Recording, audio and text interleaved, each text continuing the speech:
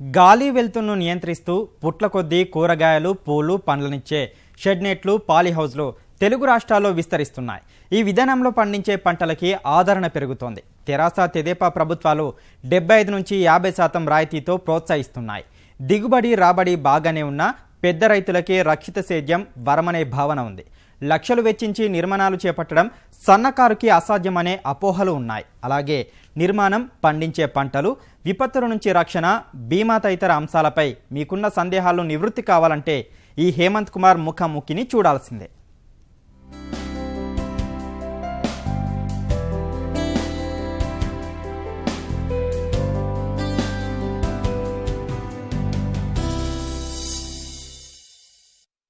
తక్కువ విస్తీర్ణంలో అధిక ఫల సహాయాన్ని అందించే పాలీహౌస్ల నిర్మాణం వైపు రైతన్నలు ఆసక్తి చూపిస్తున్నారు. అందుకే తెలుగు రాష్ట్రాల ప్రభుత్వాలు పాలీహౌస్ల నిర్మాణానికి 50 నుంచి 75% రాయితీ ఇస్తూ రైతులను ప్రోత్సహిస్తుంది. అయితే ఈ పాలీహౌస్ల నిర్మాణంలో దిగుబడి, అదేవిధంగా ఆదాయం బాగానే ఉన్నప్పటికీ అది కేవలం పెద్ద రైతులకు మాత్రమే అనుకూలంగా ఉందనే ఒక భావన ఉంది. లక్షల రూపాయలు వెచ్చించి పాలీహౌస్ల నిర్మాణాన్ని నిర్మించుకోలేక చిన్న రైతులు ఇబ్బంది పడుతున్నారనే ఒక అపవాదు కూడా ఉంది. మరి ఈ నేపథ్యంలో పాలీహౌస్ల నిర్మాణానికి సంబంధించి మరిన్ని వివరాలు మనతో పంచుకోవడానికి పాలీహౌస్ నిపుణులు హేమంత్ కుమార్ మనతో పాటున్నారు.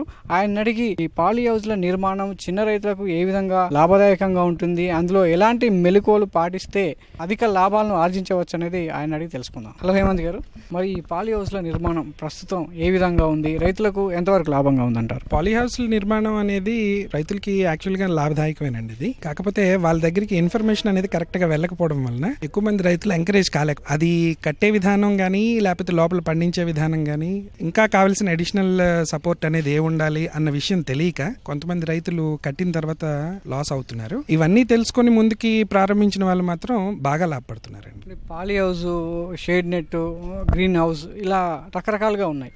సో ఈ మూడింటి మధ్య వ్యత్యాసం ఏంటి అసలు? పాలీహౌస్ అన్నా, గ్రీన్ హౌస్ అన్నా, గ్లాస్ హౌస్ అన్నా ఒకటేనండి. అయితే ఈ పాలీహౌస్లకి మీదన కవర్ చేసే మెటీరియల్ని బట్టి దాని తాలూకా పేర్లు మారుతా ఉంటాయి. ఇప్పుడు గ్రీన్ హౌస్ అంటే పాలీహౌస్ అన్న ఒకటే. పూర్వం ఒక 4-5 దశాబ్దాల క్రితం దీన్ని గ్లాస్ తో కవర్ చేసేవారు. గ్లాస్ తో కవర్ చేసి కట్టడం వలన బాగా మంచు ప్రదేశాల్లో గ్లాస్ తో కవర్ చేసి దాంట్లో మొక్కలు అవి పండించేవారు. అందుకని దీన్ని గ్లాస్ హౌస్ అని కూడా అంటారు. కానీ ఆ నిర్మాణం అనేది చాలా పెట్టుబడితో కూడిన వ్యవహారం కాబట్టి గ్లాస్ కాకుండా దానికి ప్రత్యామ్నాయంగా ప్లాస్టిక్ షీట్ తో కలిపి పాలీహౌస్లుగా, గ్రీన్ హౌస్లుగా ఇప్పుడు చలామణిలో ఉన్నాయి. దీని తర్వాత వచ్చేది shade net houses. Shade net house కి, పాలీహౌస్ కి డిఫరెన్స్ ఏమిటంటే పాలీహౌస్ లో మనం సంవత్సరాంతం వ్యవసాయం చేయొచ్చు, అది కవర్ అయి ఉంటది, వర్షం లోపలికి రాదు. బట్ వేరే షేడ్ నెట్ అన్నప్పుడు నెట్ మాత్రమే వస్తుంది, నీడ మాత్రమే వస్తుంది లోపలికి. ఆ నీడలో కూడా పండించవచ్చు. కొన్ని నీడలో పండించే కూరగాయలు, 3 నెలల కూరగాయలు, 6 నెలల కూరగాయలు అలాంటివన్నీ పండించుకోవచ్చు. సంవత్సరాంతం పంట 2 సంవత్సరాలు,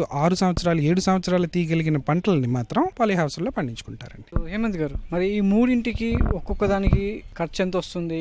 ఈ ఖర్చులో వ్యత్యాసాలు ఏ విధంగా ఉంటాయి? మొత్తం పాలీహౌస్లని, షేడ్ నెట్లని ఒక 3 భాగాలుగా విడదీయొచ్చండి. ఒకటి పాలీహౌస్. పాలీహౌస్ లో 2 రకాలు ఉంటాయి. న్యాచురల్లీ వెంటిలేటెడ్ పాలీహౌస్ అని, ఫుల్లీ వెంటిలేటెడ్ పాలీహౌస్ అని. ఫుల్లీ ఆటోమేటిక్ పాలీహౌస్ అనేది చాలా ఖరీదుతో కూడుకున్న వ్యవహారం అది. లేదా ల్యాబొరేటరీలు కట్టుకున్న వాళ్ళకి కానీ అవి బాగా ఉపయోగపడతాయి. ఒక సాధారణ రైతుకి మాత్రం న్యాచురల్లీ వెంటిలేటెడ్ పాలీహౌసెస్ మాత్రమే లాభదాయకంగా ఉంటాయి. పాలీహౌస్ కట్టడానికి పెట్టుబడి లేనప్పుడు షేడ్ నెట్లకు వెళ్ళి మంచి ఆరోగ్యకరమైన నారుని కానీ, లేకపోతే కూరగాయలు కానీ, ఆకుకూరలు కానీ, కూరగాయలు అవన్నీ పండించడానికి షేడ్ నెట్ బాగుంటుంది. షేడ్ నెట్ లో వర్షం పడినప్పుడు నీరు లోపలికి వస్తుంది కాబట్టి దాంట్లో మన సంవత్సరాంతం పంటని ఎక్స్పెక్ట్ చేయలేం. ఒక 6 నుంచి 9 నెలల వరకు దాంట్లో పంటలు మంచి దిగుబడితో, ఇంచుమించు పాలీహౌస్ దిగుబడితో కూడా షేడ్ నెట్ లో కూడా తీయొచ్చండి. పాలీహౌస్ లో చేసినప్పుడు మాత్రం సంవత్సరాంతం పంట తీయొచ్చు. కొన్ని పంటలు 2-3 సంవత్సరాల వరకు నారు మార్చకుండా పంట తీయొచ్చు. అదే ఫ్లోరికల్చర్ లోకి వెళ్ళి ఫ్లవర్స్ లో తీసుకుంటే బాగా చేయగలిగి అనుభవం ఉన్న వాళ్ళు 7 సంవత్సరాల వరకు కూడా పంటను మార్చకుండా నిలబెట్టొచ్చు.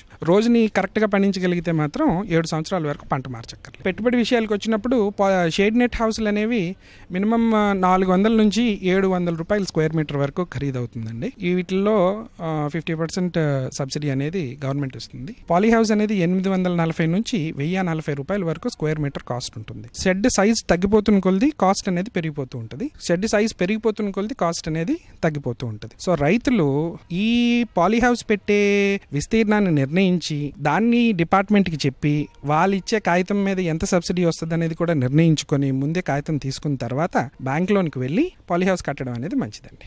ఫుల్లీ వెంటిలేటెడ్ పాలీహౌస్కి వచ్చేసరికి 1400 నుంచి 1800 స్క్వేర్ మీటర్ కాస్ట్ అయిపోద్ది. అంటే తెలుగు రాష్ట్రాలకి న్యాచురల్లీ వెంటిలేటెడ్ పాలీహౌస్ అనేది కరెక్ట్ గా సరిపోయే విధానం అండి. పాలీహౌస్ల నిర్మాణం ఎవరికి అనుకూలంగా ఉంటుంది? షేడ్ నెట్స్ల నిర్మాణం ఏ రైతులకి ఇది లాభదాయకంగా ఉంటుంది?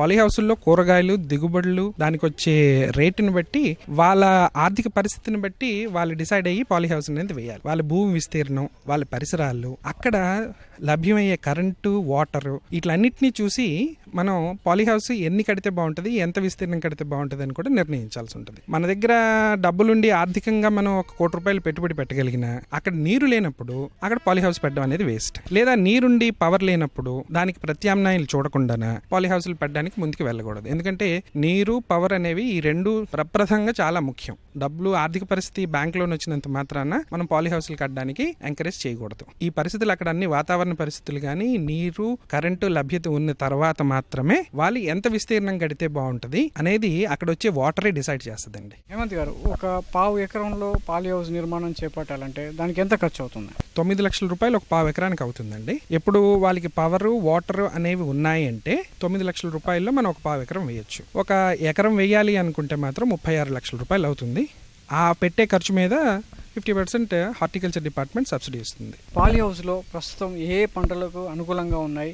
ఏ పంట పెడితే త్వరగా పెట్టుబడి చేతికి వస్తుంది? ఇప్పటికి మాకున్న అనుభవం ప్రకారం కూరగాయ పంటలు వేసిన తర్వాత వచ్చే దిగుబడులు ఎక్కువ ఉన్నా కూడా మార్కెట్లో రేట్లు తాలూకా ఫ్లక్చువేషన్ మారిపోవడం వలన ఎగ్జాటిక్ వెజిటబుల్స్ పండించడంలో కూడా రైతుకి సరైన గిట్టుబాటు ధర రావటం లేదండి. ఉదాహరణకి 3 సంవత్సరాల క్రితం మొత్తం రెండు తెలుగు రాష్ట్రాల్లో క్యాప్సికం పండించే రైతులు ఎక్కువ ఉండేవారు. అప్పుడు హోల్సేల్ గా వీళ్ళకి 35 నుంచి 40 రూపాయలు కేజీకి వచ్చేది. అంటే ఒక ఎకరానికి ఎట్టలేదన్నా 40 నుంచి 50 టన్నులు దిగుబడి తీసేవారు. సంవత్సరానికి 16 లక్షల రూపాయలు ఒక ఎకరంలోంచి వాళ్ళు ఇంచుమించు రాబడి తెచ్చేవారు. కానీ ఒక సంవత్సరం నుంచి క్యాప్సికం ధరలు భయంకరంగా పడిపోవడం వలన 15 నుంచి 16 రూపాయలు మించి కేజీకి ధర పలకట్లేదు. వీళ్ళకి మొత్తం మీద 3 నుంచి 4 లక్షల రూపాయలు కూడా ఒక ఎకరంలో దిగుబడి రావట్లేదు.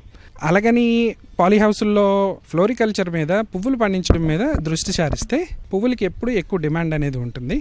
సంవత్సరాంతం మనం పువ్వుల్ని పాలీహౌస్లో పండించవచ్చు కాబట్టి రైతుకి 50 నుంచి 70 రూపాయలు కేజీకి వచ్చే మార్గం సంవత్సరాంతం ఉంటుంది.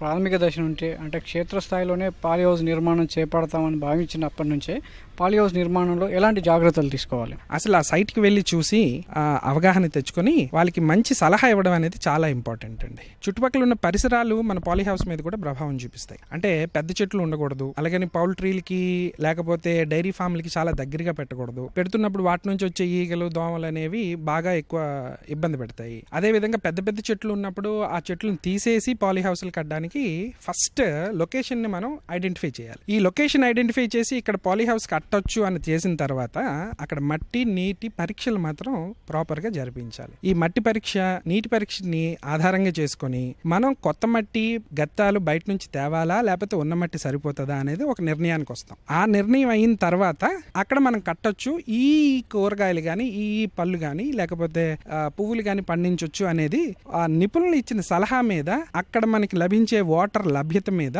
నీటి లభ్యత మీద, ఇంత విస్తీర్ణం ఈ ఏరియాలో మీరు కట్టుకున్నా పర్వాలేదు అన్న సలహా తీసుకొని ముందుకు వెళ్ళడం మంచిదండి రైతులు. సార్, మరి ఈ పాలీహౌస్లకు సంబంధించి మరి ప్రకృతి విపత్తుల నుంచి, భీకరమైనటువంటి గాలులు కానీ, వర్షాల నుంచి ఈ పంటలను రక్షించుకోవడానికి రైతులు ఎలాంటి జాగ్రత్తలు తీసుకుంటే మంచిది? తుఫాను గాలులు వచ్చినప్పుడు కూడా మన పాలీహౌస్లు అనేవి తట్టుకోగలవండి. అంటే 140 కిలోమీటర్ల వేగంతో గాలులు వచ్చినా కూడా మన పాలీహౌస్లు అనేవి తట్టుకోగలుగుతాయి. అసలు ఈ విపత్తుల్ని ఎదుర్కొని నిలబడగలడానికి అనుగుణంగానే సెంట్రల్ గవర్నమెంట్ లో సైంటిస్టులు అన్న వాళ్ళు డిజైన్ చేసింది ఈ పాలీహౌస్ స్ట్రక్చర్. భయంకరమైన గాలులు వచ్చినప్పుడు మాత్రం ఎంతో కొంత ఫిల్మ్ అనేది చెరగడం అనేది జరుగుతుంది. కానీ పాలీహౌస్ కు మాత్రం ఒక 50 సంవత్సరాల వరకు అది పాడయ్యే ఛాన్స్ ఉండదు. గాల్వనైజ్డ్ ఐరన్ తో చేసిన, పైపులతో చేసిన స్ట్రక్చర్ కాబట్టి ఒక 50 సంవత్సరాల వరకు దానికి లైఫ్ అనేది ఉంటుంది. ప్రతి 4 నుంచి 5 సంవత్సరాలకి ఫిల్మ్ అనేది ఎలాగా మార్చాలి. కానీ అతి భయంకరమైన తుఫానులు కానీ, గాలులు కానీ వచ్చినప్పుడు చిరిగిపోయిన పేపర్ను మాత్రమే తీసి రిప్లేస్ చేసుకునే అవకాశం అనేది కూడా ఈ పాలీహౌస్లో ఉంది. లక్షల రూపాయలు ఖర్చు చేసి నిర్మించుకునేటువంటి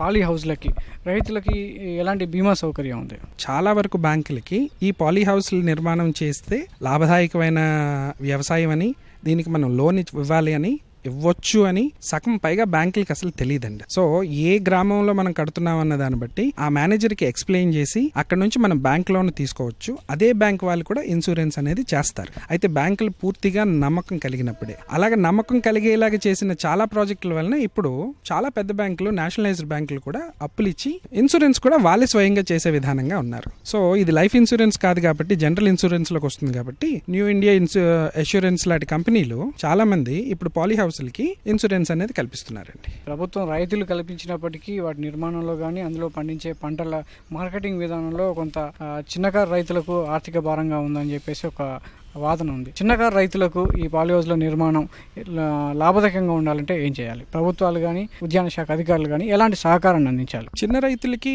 అంటే వాళ్ళు పావెకరం అరెకరం వేయలేకపోయినా పావెకరంలో సగమైనా వేసుకుని వాళ్ళ జీవనాన్ని గడపొచ్చండి. అంటే 500 స్క్వేర్ మీటర్లు కానీ ఒక పాలీ హౌస్ కానీ వేసుకున్నా కూడా వాళ్ళ తాలూకా జీవనాన్ని, ఒక ఫ్యామిలీ మొత్తాన్ని నెట్టుకెళ్లే ఆర్థిక లభ్యత మాత్రం ఒక చిన్న పాలీ హౌస్లో ఉంటుంది. ఇవే పాలీ హౌస్లు పైపులతోనే వేయాలి అని ఏమీ లేదండి. ఇక్కడ సిక్కిం లాంటి రాష్ట్రాల్లో కొన్ని వేల పాలీ హౌస్లు వెదురుతో వేశారండి. గవర్నమెంట్ అక్కడ 100% సబ్సిడీ ఇచ్చింది. సో అదే విధంగా మన రాష్ట్రాల్లో కూడా వెదురుతో కూడా వేయొచ్చు. ట్రైబల్స్ లో, కొండ ప్రాంతాల్లో చిన్న రైతులకి ఆర్థిక సహాయం ఉండేలాగా ఇలాంటి స్కీమ్స్ కూడా వాళ్ళకి కూడా తయారు చేసి పెట్టారండి.